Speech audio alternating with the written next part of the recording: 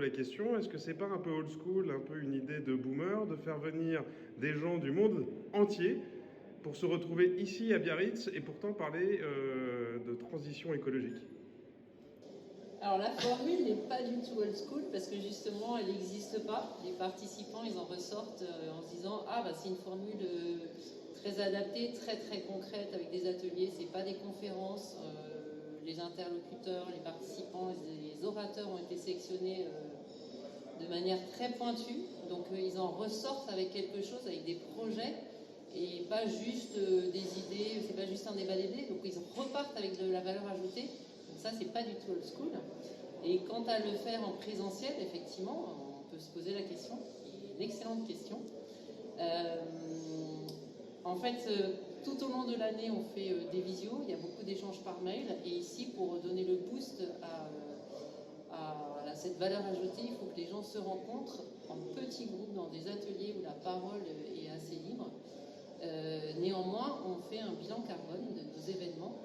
On a fait le bilan de l'année dernière et on essaye de faire un événement de plus en plus éco-responsable sur beaucoup de postes, sachant qu'en effet, le poste déplacement reste le plus lourd. Mathieu, pour HBN, du coup, en tant que partenaire, sachant que l'impact écologique est une priorité.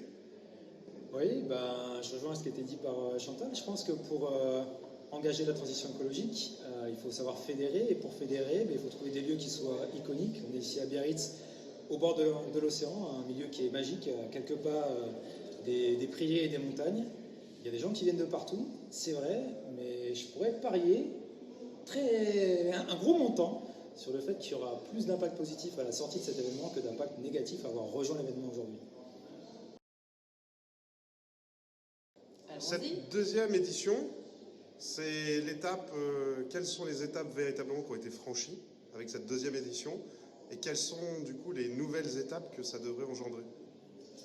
Alors la deuxième édition nous conforte que c'est un bon format. Certaines personnes sont revenues de l'année dernière, d'autres personnes de l'année dernière qui nous ont rencontrés tout au long de l'année sont venues s'inscrire parce qu'ils ont entendu. Donc il y a le bouche à oreille qui fonctionne énormément.